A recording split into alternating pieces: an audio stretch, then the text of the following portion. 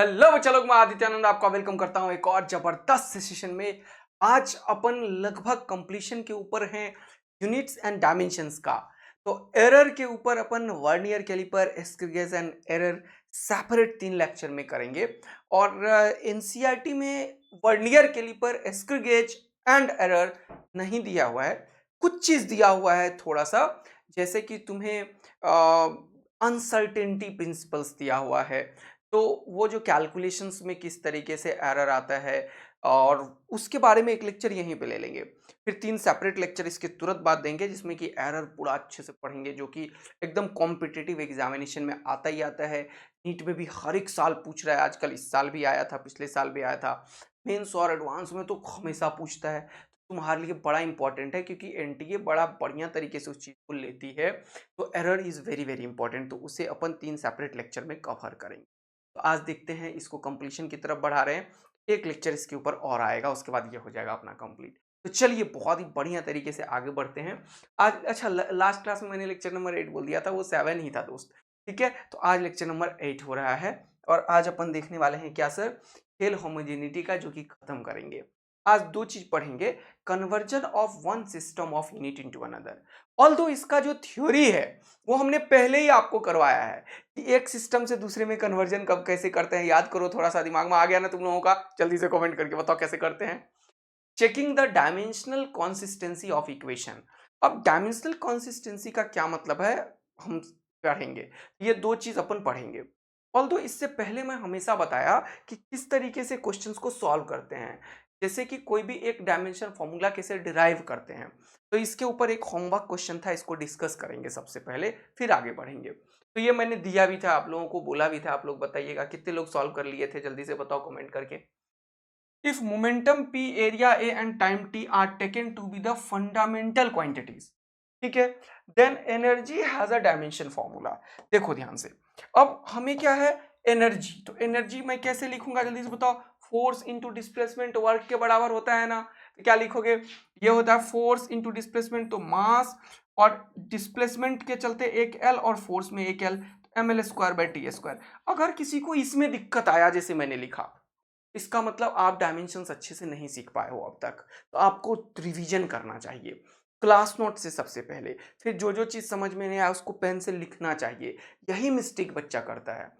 अगर आपको ये चीज़ लिखते ही मेरा समझ में नहीं आया, इसका मतलब आप मिस्टेक कर रहे हो, फिर से दिक्कत होगा आपको। क्योंकि इस चैप्टर को कंप्लीट करने के बाद आपको चैप्टर का सब कुछ आना चाहिए, ऐसा मैं एक्सपेक्ट करूंगा।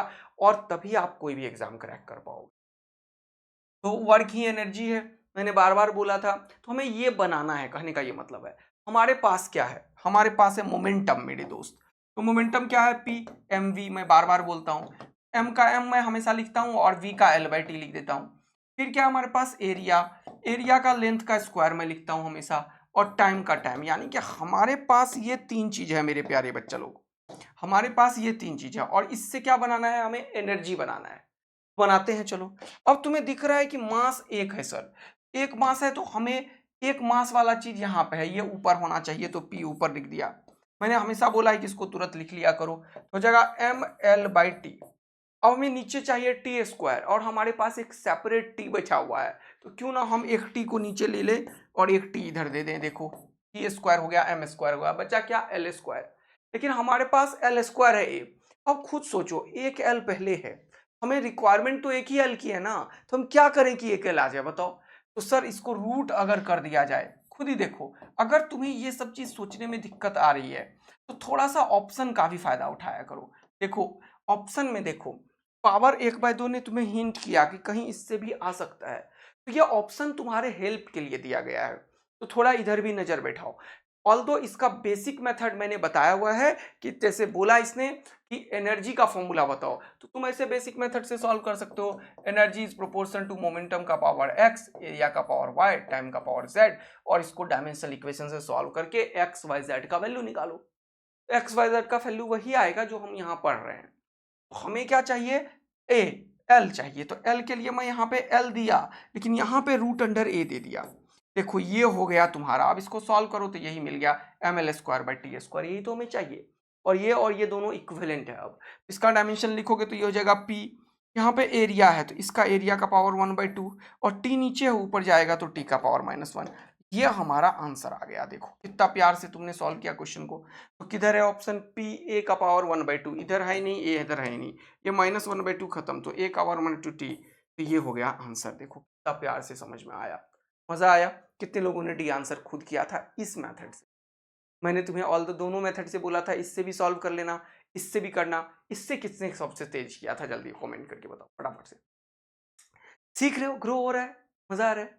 चलिए अब अपन पढ़ने वाले हैं क्या, checking the dimensional consistency of the equation. अब सुनो, कोई भी हमारे पास फॉर्मूला है, ठीक है, जैसे कि मान लो डायमेंशनल कंसिस्टेंसी का क्या मतलब है वो देखो। डायमेंशनल कंसिस्टेंसी का क्या मतलब है वो जरा सा समझने की कोशिश करते हैं। जैसे कोई भी मान लो तुम्हारे पास डायमेंशनल इक्वेशन है, जैसे कि मान लो v बराबर u प्लस ए टी है, ठीक है, v बराबर u प्लस ए टी है मान लो, या s बराबर u T plus half a t square है, कोई भी है। तो डायमेंशनल कंसिस्टेंसी का ये मतलब है कि जो भी फॉर्मूला है तुम्हारे पास, लेफ्ट साइड का जो डायमेंशन है और राइट साइड का जो डायमेंशन है वो दोनों सेम है। अगर लेफ्ट साइड का डायमेंशन और राइट साइड का डायमेंशन सेम है, इसका मतलब ये इक्वेशन डायमेंशनली करेक्ट है और ये डायमेंशनली कंसिस्टेंट है। कंसिस्टेंट का मतलब है ये डायमेंशनली ठीक ठाक इक्वेशन है। लेकिन एक बहुत बड़ा मिस्टेक है यहाँ पे, वी विल टेल यू। एक बहुत बड़ा प्रॉब्लम है इस स्टेटमेंट में, देखेंगे देखेंगे, पहले इसको समझते हैं। तो डायमेंशनली कंसिस्टेंसी का मतलब क्या होता है, कोई भी इक्वेशन का लेफ्ट और राइट बराबर है। ओके बेटा, कोई परेशानी नहीं है। तो checking the dimensional consistency of equation का क्या मतलब होता है, left hand side, the dimension of left hand side of any physical quantity must be equal to dimension of right hand side of the physical quantity। जैसे ये कोई physical quantity velocity ये है, अगर लेफ्ट हैंड साइड का dimension right hand side का dimension बराबर है तो हम क्या बोलेंगे, डायमेंशनली कंसिस्टेंट है। चलो चेक करते हैं। जैसे ये वेलोसिटी है, वेलोसिटी का डायमेंशन चेक करो, ये क्या हो जाएगा LT-1। छोड़ दिया, लेफ्ट हैंड साइड तुमने सॉल्व कर लिया, मजा आया। अब राइट हैंड साइड सॉल्व करो। राइट हैंड साइड जब तुमने सॉल्व किया तो क्या मिला, देखो यू का डायमेंशन, ओके, प्लस एटी का डायमेंशन। देखो अब u का डायमेंशन जो हो गया वो LT-1 हो गया, प्लस ये एटी है, ए का डायमेंशन क्या हो गया। इसमें क्या है वो समझना, इसमें मैंने बार बार बताया है कि अगर कोई चीज प्लस हुआ या माइनस हुआ, इसका मतलब ये दोनों सेम फिजिकल क्वांटिटी को रिप्रेजेंट कर रहा होगा। यही बताया, क्योंकि ये वेलोसिटी के बराबर है तो ये भी वेलोसिटी को रिप्रेजेंट करेगा और ये भी वेलोसिटी को रिप्रेजेंट करेगा, यही मतलब होता है इसका। तो तुम ऐसे करो चेक कि इसका भी इंडिविजुअल डायमेंशन क्या LT-1 है। हाँ सर, है, बिल्कुल है। क्या इसका इंडिविजुअल डायमेंशन LT-1 है, जरा चेक करो। एक्सेलरेशन क्या होगा LT-2 इंटू टी, यहाँ पे क्या है t का पावर 1, -2 और 1 कितना हो गया -1, तो ये क्या हो गया जल्दी बताओ LT-1।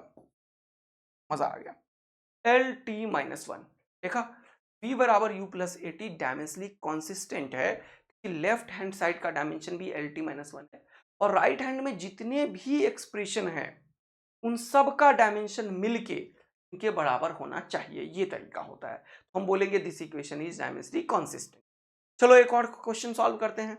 यहीं पे एक छोटा सा फॉर्मूला, ठीक है, ये पहला एग्जांपल लिया मैंने, ओके, दूसरा एग्जांपल यहीं पे ले लो। चलो देखते हैं। हाँ सर, चलो जैसे कि मान लो किसी ने बोला कि क्या सर, मान लो s बराबर u t plus half a t square बोला, तो यहाँ पे क्या करेंगे आप देखो, बड़ा बढ़िया सा क्वेश्चन रेज किया मैंने। s ये एक डिस्प्लेसमेंट को रिप्रेजेंट करता है तो इसका डायमेंशन l होगा। तो लेफ्ट हैंड साइड क्या बोल रिप्रेजेंट कर रहा है बताओ मुझे, l को रिप्रेजेंट। अब राइट हैंड साइड को चेक करते हैं। राइट हैंड साइड को चेक करेंगे तो यहाँ पे ut है, ut का डायमेंशन भी l होना चाहिए। देखो ध्यान से, u हो गया LT-1 और ये हो गया t, ये t का 1 और 1 खत्म होके ये l हो गया, एकदम सही निकल गया, ये l के बराबर आ गया। अब हाफ ए टी स्क्वायर का भी चेक करना पड़ेगा, हाफ ए टी स्क्वायर का, तो हाफ का कोई भी डायमेंशन नहीं होता, बार बार बोला मैंने। ए का डायमेंशन होगा एक्सेलरेशन का LT-2 और ये हो जाएगा t का पावर 2, तो ये -2 और +2 खत्म, तो हो गया l। अब एक बड़ा ही इंपॉर्टेंट चीज बताऊंगा, इस तरीके से कोई भी फॉर्मूला होगा, अगर लेफ्ट साइड का डायमेंशन राइट साइड का डायमेंशन बराबर है तो ये इक्वेशन डायमेंशनली कांस्टेंट। अब एक एग्जांपल बताता हूं मैं, देखना। जैसे एस बराबर u t plus half a t square है, मैं इसको चेंज करता हूं। मान लो मैंने बताया तुम्हें, एक और एग्जांपल लिया तीसरा, मैंने बोला S is equal to 100 U T minus 280 square. अब ये फॉर्मूला देखो क्या डायमेंशनली करेक्ट है या नहीं करेक्ट है, चेक करते हैं। तो देखो यहाँ पे लेफ्ट साइड का डायमेंशन क्या हो गया, जल्दी बताओ। एस का ये हो गया डिस्प्लेसमेंट एल के बराबर। अब 100 यूटी का जब तुम डायमेंशन निकालोगे तो क्या होगा वो देखो, 100 यूटी, तो यहाँ पे क्या होगा, 100 का डायमेंशन तो 0 हो जाएगा, सॉरी 1, क्योंकि ये न्यूमेरिकल वैल्यूज है। फिर से तुम यूटी का ही डायमेंशन निकालोगे, और यूटी का डायमेंशन अभी बताया एल टी माइनस 1 और टी, ये टी खत्म बचा एल। बहुत शानदार सर।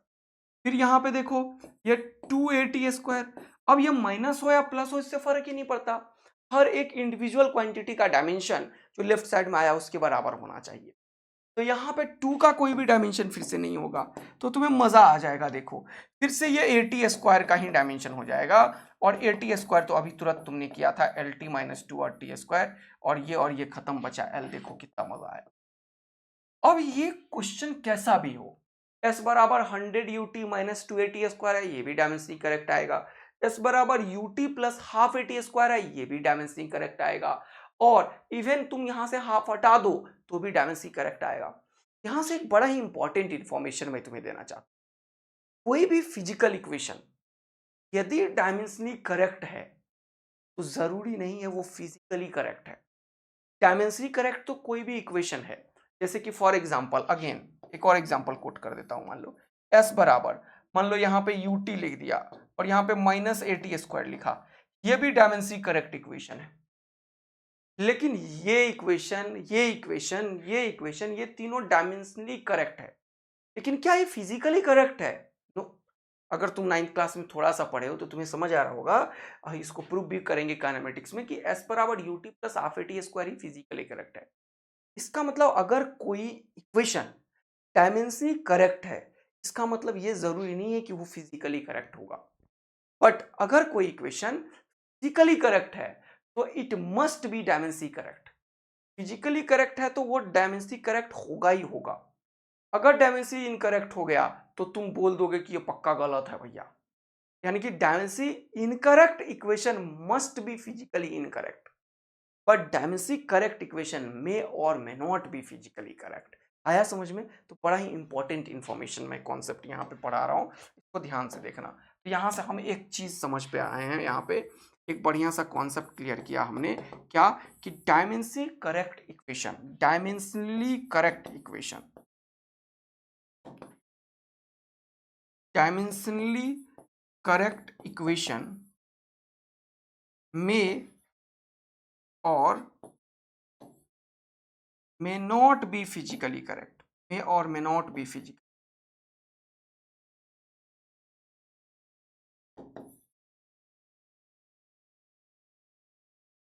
आया समझ में?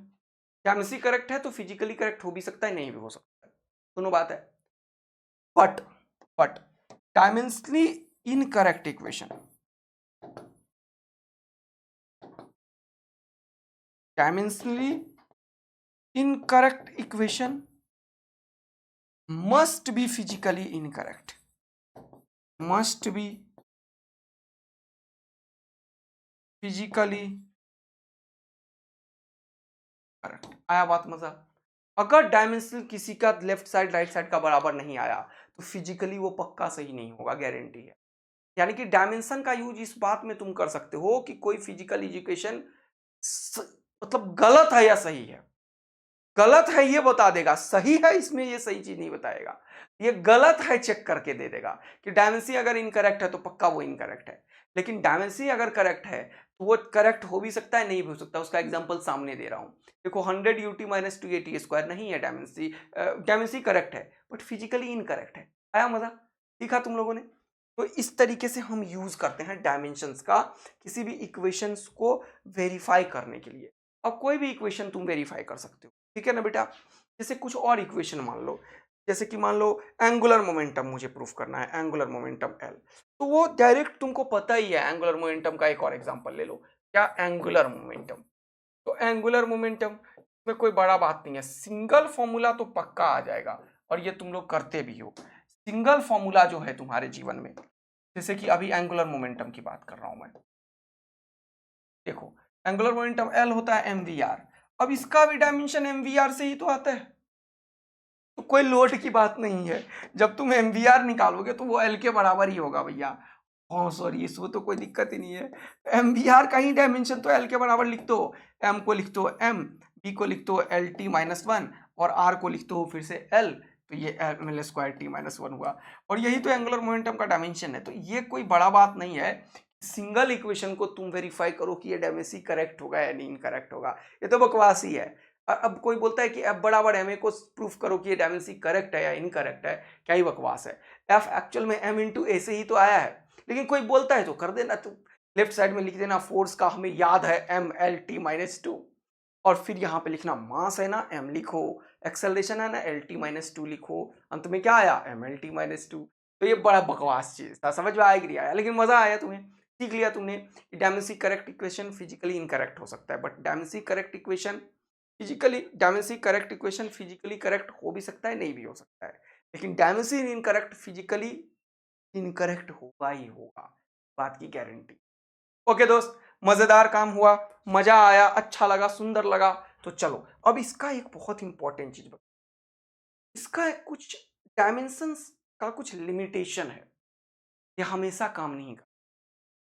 जैसे कि अभी तक हमने पढ़ा है खेल होमोजेनिटी में कि हम कोई भी फॉर्मूला को डिराइव कर सकते हैं, और मैंने तुम्हें खूब क्वेश्चन करके डिराइव कराते गए। तुम्हें लगता होगा कि दुनिया का हर एक फॉर्मूला हम डिराइव कर सकते हैं।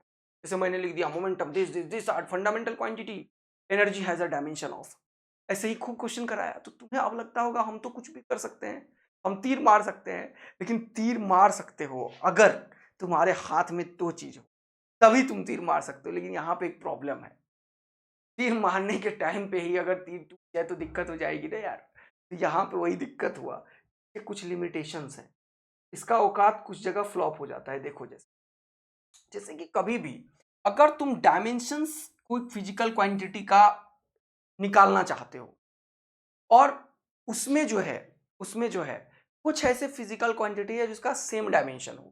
क्या मतलब, जैसे मैं बोलूं कोई भी क्वांटिटी है एक्स, कोई क्वांटिटी है, और it depends upon length and radius, length of the string and radius of the sphere. ठीक है, तो ये तुम एंड मास भी लिख लो, and mass and acceleration due to gravity, ऐसे कुछ भी लिखते जा रहा हूं, एक्स वाई जेड टी कुछ भी। तो ये तुम डिराइव कर सकते हो या नहीं कर सकते हो एक्स का डायमेंशन, तो आंसर है नहीं कर सकते हो। सर अभी तक तो खूब करवाया था, यस, क्योंकि इसमें दो चीज का सेम डायमेंशन आ गया है। अच्छा, तो बोल रहा है if dimensions are given, physical quantity may not be unique as many physical quantity have the same dimension. अच्छा, ये अलग चीज बोल दिया मैंने, ये चीज यहां पे एप्लीकेबल नहीं होगा। रुको, ये मैंने कहाँ का बोल दिया, मुझे लगा वही चीज लिखा हुआ है, क्या इंग्लिश पढ़ना था क्या पहले, कोई बात नहीं, ये बात समझ में आ गया ना तुम लोगों को मैंने क्या बोला। रुको जरा सा पढ़ने दो यार, यहाँ पे है, ये देखो ये भी नहीं है, कौन सा है,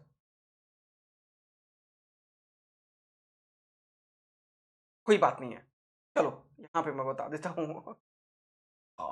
गड़बड़ कर दिया क्या मैंने, बात नहीं है, यहाँ पे बता देता हूँ, जो बता रहा हूँ वो सही है, यहाँ जगह है इसीलिए यहाँ पे बता रहा हूँ। इधर देखो, बताया क्या मैंने, अगर कोई भी फिजिकल डेरिवेशन कर रहे हो और दो क्वांटिटी का सेम डायमेंशन हो, तो तुम उसे डिराइव नहीं कर सकते।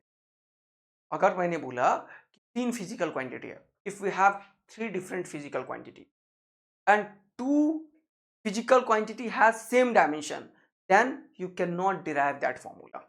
आया बात समझ में, क्या बोलने की कोशिश कर रहा हूं, तुम डिराइव नहीं कर सकते। यानी कि अगर मैं बोलूं कोई फिजिकल क्वांटिटी एक्स है that depends upon length of the string, मान लो ये ऐसे मान लो, ये यही सिंपल पेंडुलम ही मान लो, इसका radius of the sphere R ले लो, लेंथ एल ले लो, जी ले लो। ठीक है, ऐसे मैंने बोल दिया कि x is a physical quantity which depends upon the length of the sphere, देखो length of the string L का power x, and acceleration due to gravity g का power Y, and radius of the sphere r का power, जल्दी से बताओ क्या, Z. इसको तुम डिराइव करने जाओगे तो तुम डिराइव नहीं कर पाओगे, करके देखना अभी तुरंत, करो करो। एक्स मान लो time period of the physical quantity है, तो ऐसे तुमको तो मैंने खूब बताया है कि time period of the physical quantity, वैसे तुम सोचते हो कि क्यों नहीं आएगा, इसका डायमेंशन 0 आ जाएगा। तो मान लो ये x time period of the physical quantity है, मान लो ये एक्स जो है वो क्या है, time period of the pendulum है। अगर टाइम पीरियड है इसका, और मैंने बोला कि टाइम पीरियड को डिराइव करो, तुम्हें पता है एल और जी पे ही डिपेंड करता है, लेकिन एक और मैंने बोल दिया कि आर रेडियस पे भी डिपेंड करता है। तो तुम सोच रहे होगे कि आर जेड का पावर 0 आ जाएगा सर, सॉल्व करो, सॉल्व ही नहीं होगा ये। एक्चुअल में ये सॉल्व होगा ही नहीं, यही बताने की कोशिश कर रहा था। क्यों नहीं होगा? Because length and radius has same dimension. Logic क्या है? लेंथ का जो डायमेंशन है वही रेडियस का डायमेंशन है, तो ये डिराइव नहीं कर सकते तुम। अब करके देखना, अभी घर में करके देख लो। अभी करना है, अभी कर लो। चलो यहाँ पे देखो, m का पावर 0 हो गया, l का पावर 0 हो गया, t का पावर 1 हो गया। कांस्टेंट का कुछ होता नहीं, l का पावर x और ये भी l का पावर z, तो l का पावर हो गया कितना, x प्लस z। और यहाँ पे g में क्या है, एल टी माइनस 2, तो l का पावर एक और हो गया y, है ना। g को क्या लिखोगे, acceleration due to gravity L T minus 2, और ये t का पावर माइनस 2y हो गया। क्या बात समझ में आई तुम लोगों को? बात समझ में आई? अब इसको जब सॉल्व करोगे तो यही सिर्फ बचेगा, -2y 1 के बराबर हो गया, तो y का वैल्यू तो तुमने -1/2 निकाल दिया, मजा आया। लेकिन अब यहां से तुम बता ही नहीं पाओगे, x plus Z plus Y हो गया ये। बोलो क्या हो गया, x plus Z plus Y, ये किसके बराबर हो गया? देखो 0 के बराबर। इसमें सिर्फ तुम्हें y का वैल्यू पता है 1/2, लेकिन x और z में एक ही इक्वेशन आया, तुम निकाल ही नहीं पा रहे हो। देखो निकाल पा रहे हो? नहीं। We can not derive this formula. आया मजा तुम्हें? We can not derive this formula, we can't derive this formula. देखो कितना बढ़िया चीज बता रहा हूं। क्यों नहीं कर पा रहे हैं, जल्दी से बताओ।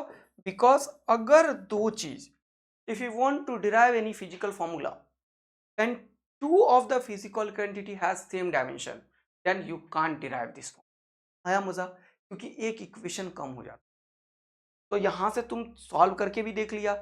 भैया तुम सोच रहे होगे कि आर का पावर 0 आ जाएगा, लेकिन सॉल्व ही नहीं कर पा रहे हो, 0 कहां से आएगा? तो 2 तो दूर की बात है, तुम निकाल ही नहीं पाओगे डायमेंशन। ये लिमिटेशंस ऑफ द डायमेंशन है, बड़ा इंपॉर्टेंट। ये भी मैंने बता दिया, एक और कॉन्सेप्ट यहाँ पे क्लियर कर दिया मैंने। ये मैंने वही ऊपर बता दिया था। अब ऊपर क्या है उसको भी देख लेते हैं पहले, फिर यहाँ पे आएंगे। जैसे ऊपर क्या था उसको भी देखते हैं जल्दी से। लिखा हुआ if dimensions are given, physical quantity may not be unique as many physical quantity have the same dimension। बहुत बढ़िया। जैसे मान लो मुझे बोल दिया, बताओ दुनिया वालों, बताओ दुनिया वालों, ये डायमेंशन दे दिया, बताओ ये क्या है? तो तुम बोलोगे भैया ये लेंथ है, हाँ। ये विड्थ है, हाँ। क्या कौन सा फिजिकल क्वांटिटी? ये हाइट है, हाँ। ये रेडियस है, हाँ। अरे बाप रे बाप, कुछ भी हो सकता है इनमें से, बताओ कौन सा है? यू कांट से कि ये लेंथ ही होगा, यू कांट से ये रेडियस ही होगा, क्योंकि इन सब का डायमेंशन लेंथ ही है। वही लिखा हुआ है if dimensions are given, dimension are given, physical quantity may not be unique, physical quantity unique नहीं हो सकता, as many physical quantity have same dimensions. ये भी क्लियर हो गया, बढ़िया। फिर इसके बाद डायमेंशंस का ये औकात नहीं है कि वो जो कॉन्स्टेंट्स लिखते हो उसका वैल्यू बता पाए। तो numerical constants have no dimensions, ठीक है, and using the dimensional analysis we cannot find the value of the numerical constant। ये भी important। तो क्या लिखा, numerical constant have no dimension k such as 1/2 1 2 pi etc। तो numerical constants जो भी है, ये जो भी numerical constants है दुनिया में, जो भी numerical constants है, cannot be deduced by the method of the dimension। यानी कि डायमेंशन के मेथड से तुम वो जो 2 पाई आता था जैसे टाइम पीरियड में, तो टाइम पीरियड का फॉर्मूला डिराइव करोगे तो तुम इतना ही बता पाओगे, k√L/g। बट k का वैल्यू कितना आएगा, k का वैल्यू 2 पाई होता है, ये we can't derive it, we can't derive this thing, can't derive the value of k from the dimensional equation. Clear हो रहा है? समझते जा रहे हो? बड़ा इंपॉर्टेंट बात बता रहा हूं, we can't derive the value of constant, value of K, जो भी हम लिखते हैं यहाँ पे प्रोपोर्सिटी, के का वैल्यू तुम डिराइव कर ही नहीं सकते। मजा आ रहा है तुम लोगों को? तो ये एक बहुत इंपॉर्टेंट चीज, ये भी इंपॉर्टेंट चीज। अब एक और चीज, डायमेंशंस का एक बहुत बड़ा लिमिटेशंस है, ये सिर्फ प्रोडक्ट वाले को कर सकता है। यहाँ पे चला गया, अरे बाप रे, ये सिर्फ क्या कर सकता है, प्रोडक्ट वाले को डिराइव कर सकता है। जैसे ऐसे, अगर एडिशन और सब्ट्रैक्शन वाला होगा उसे ये डिराइव ही नहीं कर सकता। यानी कि v बराबर यू प्लस ए टी को डायमेंशनली हम डिराइव नहीं कर सकते, हम चेक कर सकते हैं बट डिराइव नहीं कर सकते। किसी भी इक्वेशन में अगर एडिशन और सब्ट्रैक्शन है तो तुम नहीं कर सकते। यानी कि the method of dimensions can not be used to derive relations other than product of powers functions. That is मैं लिखता हूं sum and addition formula, sum addition and subtraction लिख देता हूं, सम एंड एडिशन क्या ही लिखूंगा, पगला गया हूं मैं। एडिशन एंड सब्ट्रैक्शंस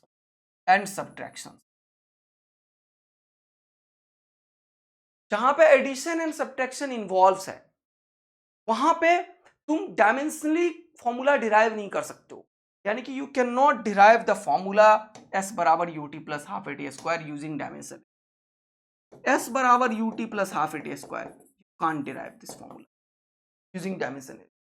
v बराबर u plus a t, you can't derive this formula, ये प्लस है, ये प्लस है, माइनस है, ये फॉर्मूला जो है using dimension analysis we can't derive this formula, we can't derive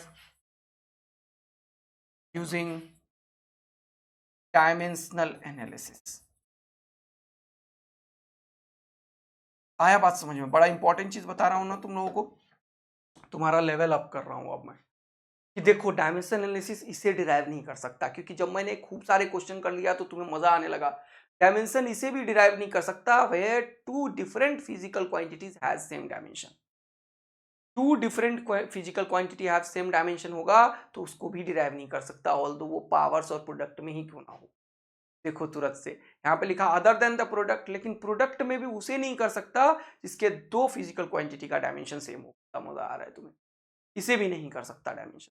और एक तो बड़ा इंपॉर्टेंट चीज ऊपर भी बताया, डायमेंशन करेक्ट इक्वेशन में और may not be physically correct. देख रहे हो, ये सब कंडीशंस लगा हुआ है डायमेंशन। इतना चीज पढ़ने के बाद हमें मजा आ रहा है आज।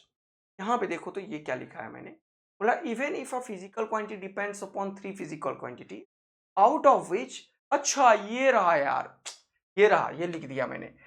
Even if the physical quantity depends upon three physical quantity, like अभी जो बताया था मैंने, time period is proportional to क्या, एल का पावर एक्स, जी का पावर वाई एंड आर का पावर जेड, इसी की बात कर रहा है वो, है कि नहीं। Out of which two have same dimensions, the formula can not be derived by the theory. Done हो गया।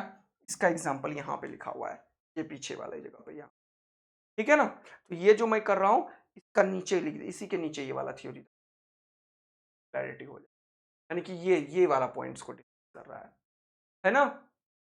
ये कौन सा पॉइंट को डिस्कस कर रहा है, जल्दी बताना, ये कौन सा पॉइंट को डिस्कस कर रहा है, कहाँ पागल आ गया हूँ मैं। हाँ सही कर रहा हूँ मैं। ये जो बोल रहा है कि physical quantity out of which two have same dimension का जो डेरिवेशन और ये सब समझाया, एक्सप्लेन, वो इस ऊपर वाले में डन है। तो तुम्हें मैंने अभी तक क्या क्या पढ़ा दिया, अभी तक मैंने दो चीज पढ़ा दिया, क्या क्या, ये checking the dimensional consistency of equation, और एक बहुत इंपॉर्टेंट चीज बताया कि लिमिटेशंस क्या है डायमेंशंस के, क्या लिमिट करता है इसको, कहाँ कहाँ ये काम नहीं करता है, वो बहुत इंपॉर्टेंट था समझना। अब हम पढ़ने वाले हैं conversion of one system of unit into another. अब हम हैं कहाँ पे, हम हैं नायाब सीरीज में और एकलव्य सीरीज में, जहाँ पे कंप्लीट फिजिक्स और केमिस्ट्री आप लोगों के लिए मैं लेकर आया हूँ। तो बहुत इंजॉय कर रहे हैं हम लोग, बहुत प्यार से, और आप लोगों का टाइम बहुत बचा रहा हूँ। जैसे आप कोई भी इंडिया के किसी भी ऑनलाइन या ऑफलाइन बैच में पढ़ोगे तो जानते हो क्या होता है बचवा, तुम्हें कम से कम यूनिट एंड डायमेंशन पढ़ने में पता है कितना टाइम लगेगा, कम से कम 17-18 घंटे लग जाएंगे, कम से कम, पूरा का पूरा। मैंने तुम्हें सेम कंटेंट दिया है, तुम कंटेंट मिलाओ पहले जाके दुनिया भर से, एक भी चीज की कमी नहीं है। और न्यूमेरिकल तो भर भर के करा रहे हैं, टेस्ट भी हर एक सैटरडे को ले रहे हैं, और तुम्हारा टाइम भी बचा रहे हैं। तो ये फायदा ये है कि तुम्हारा टाइम बचा रहे हैं, और 1 आवर के अंदर लेक्चर दे रहे हैं जिससे कर पाओ। तो ये चीज यार गांव गांव तक पहुंचाना हमारा कर्तव्य है, तो आप लोग जरूर इसे शेयर कीजिए, स्कूल में, और कहीं पे भी कोचिंग में कहीं पे भी आप पढ़ते हो, लेकिन आप ज़रूर बताया करो कि नायाब एक बैच है, जाके पढ़ लो, सारा फिजिक्स और केमिस्ट्री समझ में आएगा। चाहे जेई के बच्चे हो, नीट के बच्चे हो, 11 के बच्चे हो, 12 के बच्चे हो, सब सर करवा रहे हैं। एकदम ये हमारा भी थोड़ा कर्तव्य है और हमें भी इसका फायदा हो जाएगा, है कि नहीं यार? कैसी बातें कर रहे हो? अब तुम लोग फैलाओगे तभी तो कुछ होगा यार, अदरवाइज फायदा कैसे हो सकता है? सब्सक्राइबर बढ़ेगा तो मुझे भी एनर्जी आएगी, है कि नहीं? तो थोड़ा सा इसको सीरियसली लो, वो तो मैं तुम्हारा थोड़ा लाइट करने के लिए बोल रहा हूँ, क्या बोलते हो? सर हम तो ऐसे ही लाइट रहते हैं, लाइट हम पहले से हैं, अब तो हैवी वेट होने वाला है हमारा, ऐसा? हैवी वेट नहीं करना भैया, एक्सरसाइज वगैरह करना, नहीं तो निपटोगे तुम लोग, ध्यान रखना, मेहनत नहीं कर पाओगे ज़्यादा। ठीक है दोस्त? चलिए, अब क्या है सर? तो अब हम पढ़ने वाले हैं बढ़िया तरीके से conversion of one system of unit. तो याद करो मैंने बताया था, कोई भी फिजिकल क्वांटिटी है, ये पेन है, ये पेन ही रहेगा, याद है पहले लेक्चर में पढ़ाया था। अब दुनिया का में कहीं पे चले जाओ, इंडिया में चले जाओ, अमेरिका में चले जाओ, कहीं पे चले जाओ, इंडियन ने बोला ये मान लो 1 2 3 4 5 6 7 8 9 10 11 12 सेंटीमीटर। चले गए अमेरिका में, उसने बोला 12 सेंटीमीटर, 0.12 मीटर। समझ में आया? तुम गए फ्रेंच में, कितना हो गया भैया?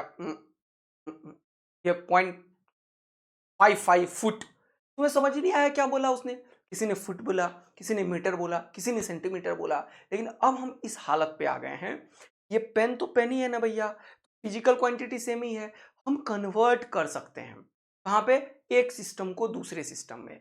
इसके लिए फॉर्मूला बताया था मैंने तुम्हें, बोला if n is the numerical value of a physical quantity in the system in which its unit is u, then which of the following relation is correct. तो मैंने क्या बताया था कि n इंटू यू जो है वो कांस्टेंट होता है, याद आया तुम लोगों को? क्योंकि यूनिट और ये जो न्यूमेरिकल वैल्यू है और ये जो यूनिट है, इन दोनों का प्रोडक्ट, अब देखो प्रोडक्ट ही एक फिजिकल क्वांटिटी को रिप्रेजेंट कर रहा है। तो इंडिया में हो, अमेरिका में हो, फ्रेंच में हो, है तो वो पेन ही ना भैया, यही था। तो फिजिकल क्वांटिटी सेम है, इसीलिए हम क्या बोलते हैं? N1U1 is equal to N2U। और मैंने ये पहले ही बता दिया, ये क्वेश्चन ऐसे ही ले आया, क्वेश्चन भी पहले कराया था। N इंटू यू हमेशा कांस्टेंट होगा, तो ये हमें पता चल गया कि सी आंसर होगा।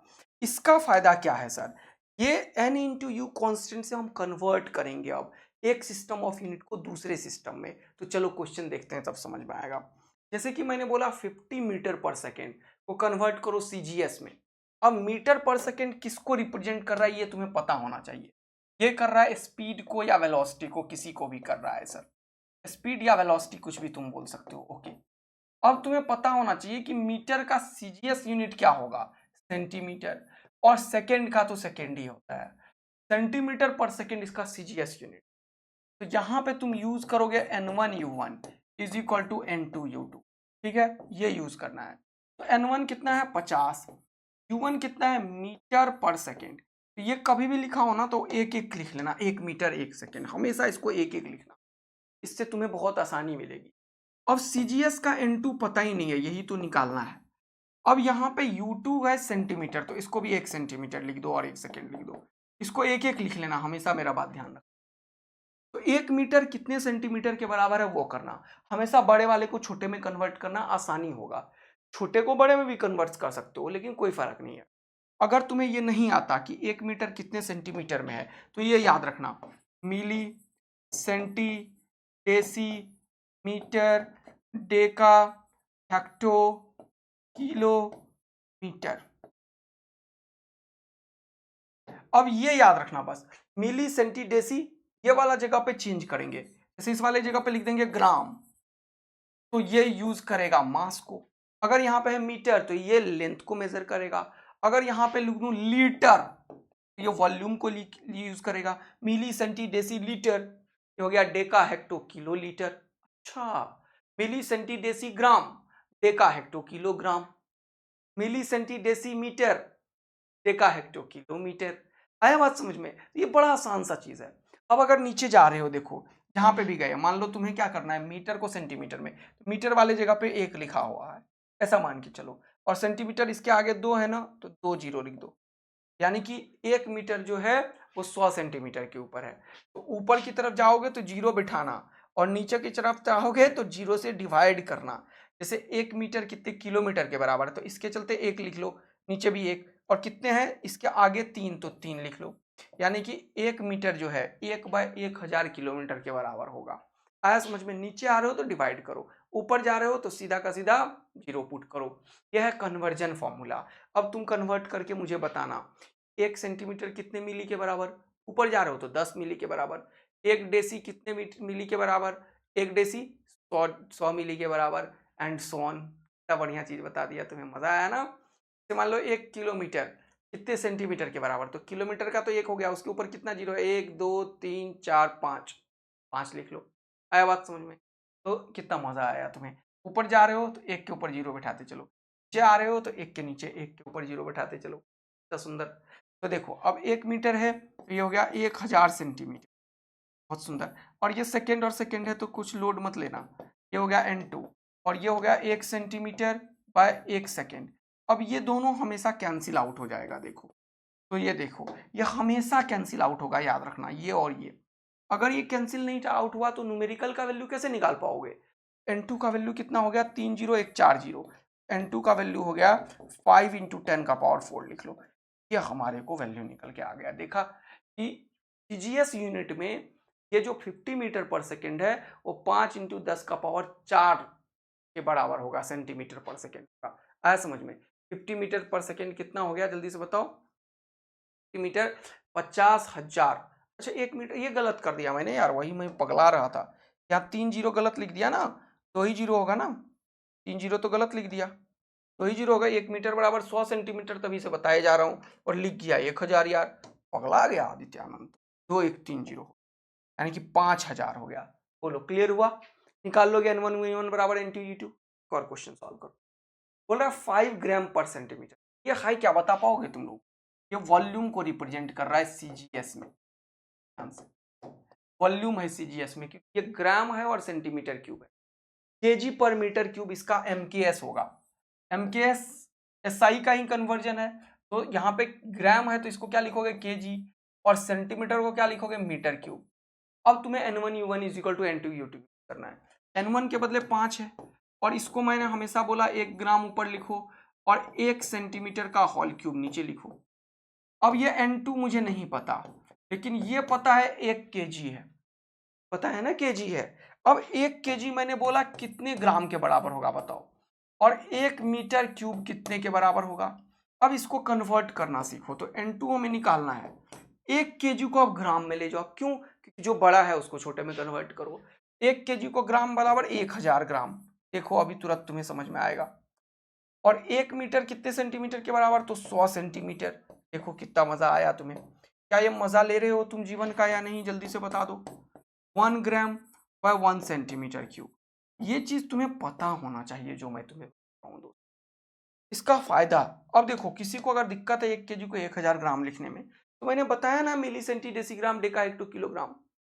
तो मीटर के बदले ग्राम तो यहाँ पे किलोग्राम, मीटर के बदले लीटर तो यहाँ पे किलो लीटर। अच्छा अभी क्या बताया, ग्राम, तो milli centi decigram deca hecto kilogram, तो किलोग्राम यहाँ पे है, और ग्राम में 1 2 3 कितना लिखोगे, 1000 ऊपर जा रहे हो तो इसीलिए लिखा 1000। देख रहे हो ना, बड़ा ही आसान सा चीज है। और मीटर को सेंटीमीटर तो अभी भी बताया था, है ना। तो ये बड़ा इंपॉर्टेंट चीज बता दिया मैंने तुम्हें। Milli centi decimetre deca hecto kilometre बचपन में नहीं पढ़ते थे 3 4 क्लास में। Milli centi decigram deca hecto kilogram, milli centi decilitre deca hecto kilolitre. बोलो, तो यहाँ पे देखो, अब यहाँ पे सर ये तो हो गया कहानी। अब इसको थोड़ा सा ठीक करो, ये हो गया n2, ये हो गया 1000, ओके। और यहाँ पे 1 ग्राम लिख देता हूं मैं, कोई दिक्कत की बात नहीं है, तुम्हारे लिए आसान बना रहा हूं। और ये 2 का पावर 3 है, ये 2 0 2 0 2 0 6 0 हो गया। और ये सेंटीमीटर को लिख दो फिर से, 1 सेंटीमीटर का होल क्यूब।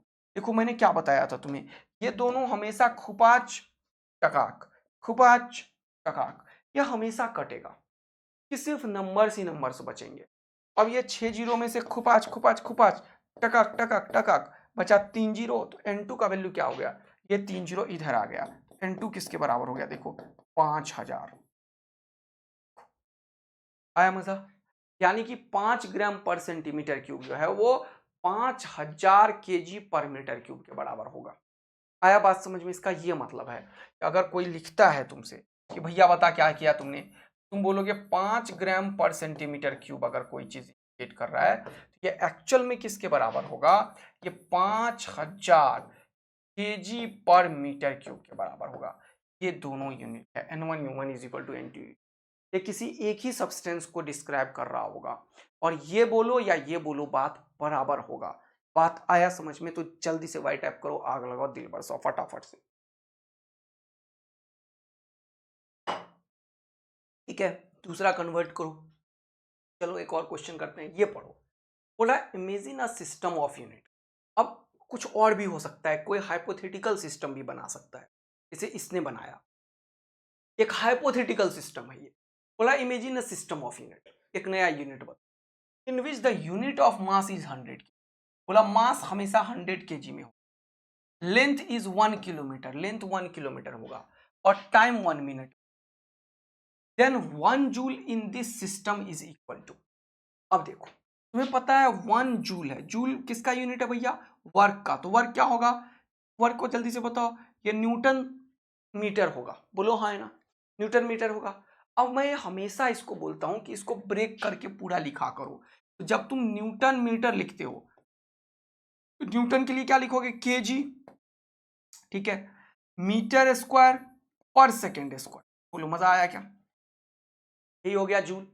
जूल एनर्जी का यूनिट है, एनर्जी वर्क के बराबर है कि नहीं, है ना।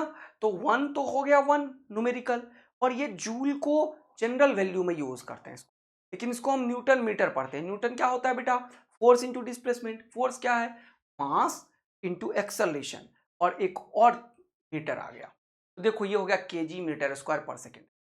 इसको मुझे कन्वर्ट करना है, N2 निकालना है, लेकिन यहाँ पे 1 kg है। अब सब जगह एक एक है, पता है तुमको, ये 1 kg है, ये 1 सेकेंड है, 1 मीटर है, मैं हमेशा ये बोलता हूँ। जहाँ 1 kg है वहाँ 100 kg लिखेगा ये, क्योंकि इसका यूनिट 100 kg है। देखो जहाँ मीटर स्क्वायर है, 1 मीटर स्क्वायर है, वहां पे 1 किलोमीटर का स्क्वायर बोलेगा ये लिखने। जहां पे सेकेंड का स्क्वायर है वहां 1 मिनट का स्क्वायर बोलेगा लिखने। आया मजा अब तुम्हें? ये हो गया तुम्हारा कहानी भैया। तो मुझे N2 पूछा है, imagine a system of unit in which unit of mass is 100 kg। मास को 100 kg बोला, लिखो। लेंथ को बोला 1 किलोमीटर लिखो, और टाइम को बोला 1 मिनट लिखो। तो बोला इसका ये वैल्यू बताओ। तो ये अब हो गया क्वेश्चन खत्म, तुम फटाक से इसको सॉल्व कर सकते हो। ये तो हो गया N1, ये हो गया kg 1 मीटर का होल स्क्वायर। सर आपने हमेशा यही बताया ऐसे लिखना दोस्त, 1 सेकेंड का होल स्क्वायर। अब यहाँ पे जो N2 है, अब सर यहाँ पे देखो, इसको कन्वर्ट करो सर, ये हो गया 100 इंटू 1 kg। ये आपने बोला था सर अलग कर लेना, जिससे कि पाँच करने में मजा आए।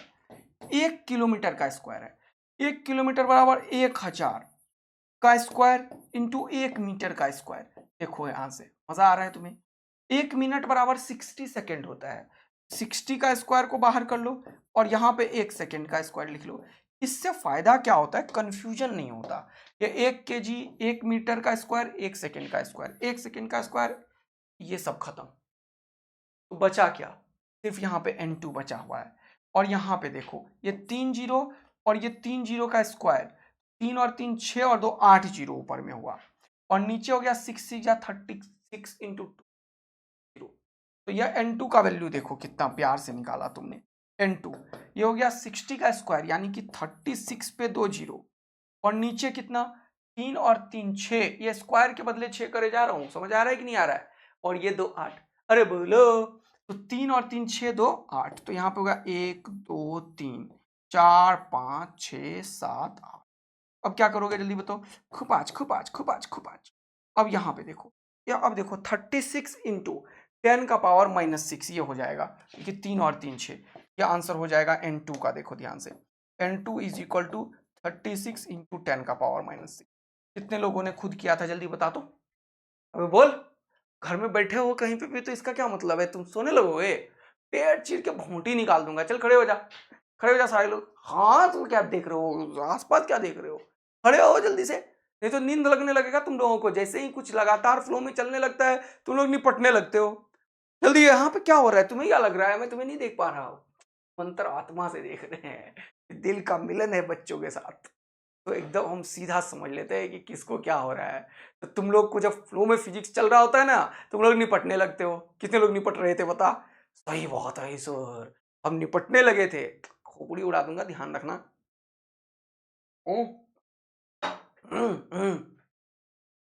जल्दी जा, जल्दी जा, आंख में पानी मार के आ।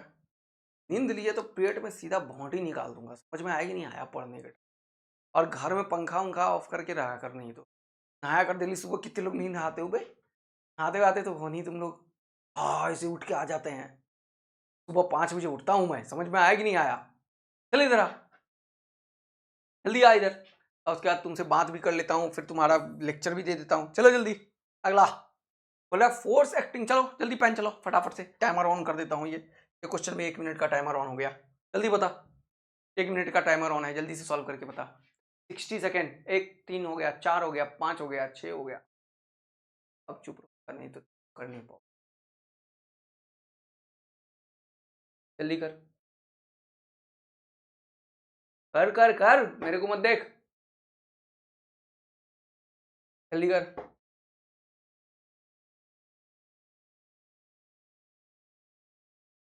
गया, देखो 1 मिनट बहुत समय होता है। 1 मिनट तुम लोगों ने कभी टाइमर चला के किया ही नहीं काम, हमेशा टाइमर चला के काम किया करो। समझ में आया बेटवा? भाई अभी तक नहीं हुआ, अभी तो 20 सेकंड बचा हुआ है। कितना समय होता है यार, 1 मिनट समय होता है यार, है ना? क्या बोलते हो, मुझसे आवाज तो निकालो। Yes sir. घर में बैठे हो तो तुम्हें क्या लग रहा है, मैं नहीं देख रहा तुम्हें? हाँ, अब हुआ 1 सेकंड। हाँ देर लग रहा था नहीं यार, बहुत समय हो गया था ना। चलो जल्दी देखो क्या हुआ सर। अरे ये का हो गया बा, कुछ ज्यादा हो गया बा। चलो इधर आओ। Force acting on a particle is 2 Newton. ये बोलिए 2 और न्यूटन, न्यूटन फोर्स को बताता है। फोर्स होता है क्या, केजी मीटर पर सेकेंड। ये तुम्हें आना चाहिए, नहीं तो निपटोगे। आया कि नहीं? बोल रहा है if unit of length and time are doubled, okay, and unit of mass is halved, then the numerical value of the force in the new system of unit. ये हो गया 2, और यहां पे क्या हो गया देखो ध्यान से, ये हो गया 2, और यहां पे क्या हो गया, 1 केजी 1 मीटर बाय 1 सेकेंड, बोलो का होल स्क्वायर। ये गलती कर दिया क्या मैंने? हाँ स्क्वायर लिखो। न्यूटन क्या होता है, केजी मीटर पर सेकेंड स्क्वायर। बोलो बेटवा। अब ये N1 U1 हो गया, N2 तुम्हें निकालना है। अब इसने बोला क्या, ये जो है ये क्या मास को मेजर कर रहा है, बोला unit of length and time are doubled. Length हो गया 1 मीटर, तो वहां 2 मीटर लिखेंगे, ठीक है।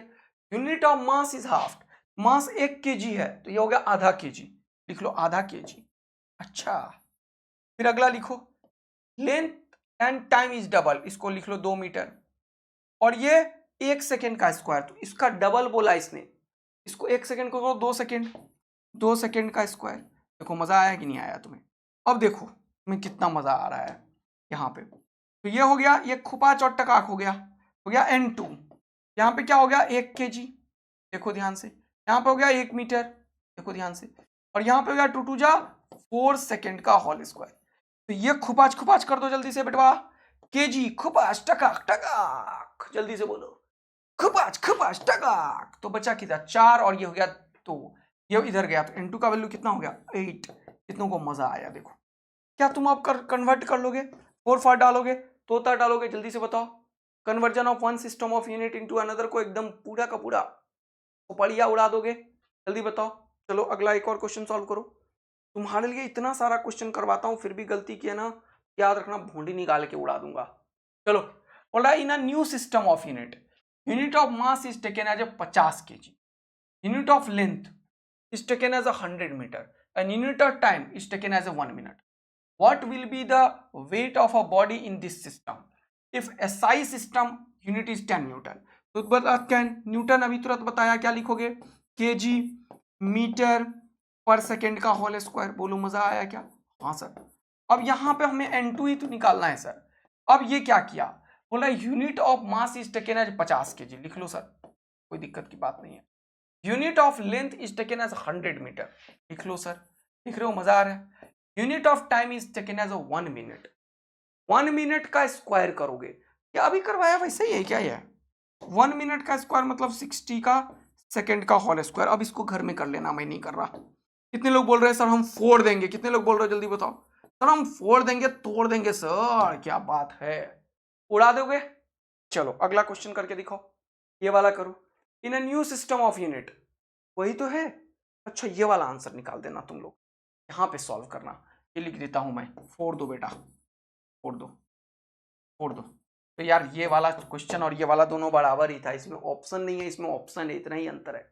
समझ आया कि नहीं आया? चलो, कितने लोगों को ये पूरा का पूरा हो गया? तो कुछ होमवर्क लोगे क्या यार तुम लोग? थोड़ा सा 2-4 होमवर्क करो, 4 क्वेश्चन होमवर्क देता हूँ अब मैं तुम्हें। तो ये देखो, ये वाला चीज तो मैंने ऑलरेडी करवा दिया है दोस्त। तो 3 होमवर्क देता हूँ। एक ये, डेंसिटी 2 ग्राम पर सेंटीमीटर को कन्वर्ट करना है एमकेएस में।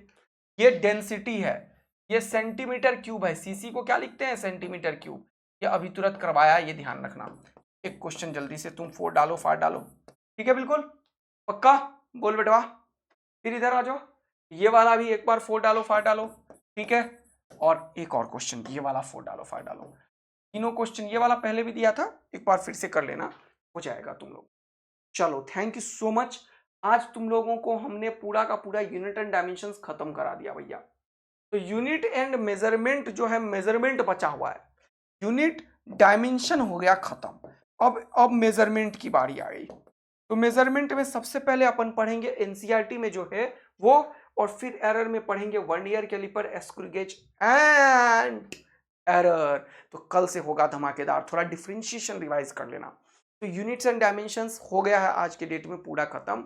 अब अपन पढ़ेंगे error, significant figure, vernier caliper, screw gauge. तो ये 4 चीज, सिग्निफिकेंट फिगर यहीं पढ़ाऊंगा, एनसीईआरटी में इतना ही दे रखा है, लेकिन याद रखना कॉम्पिटिटिव एग्जाम में आएगा। तो मिलेंगे एक और मस्त और भयानक वाले लेक्चर में, तब तक के लिए बाय।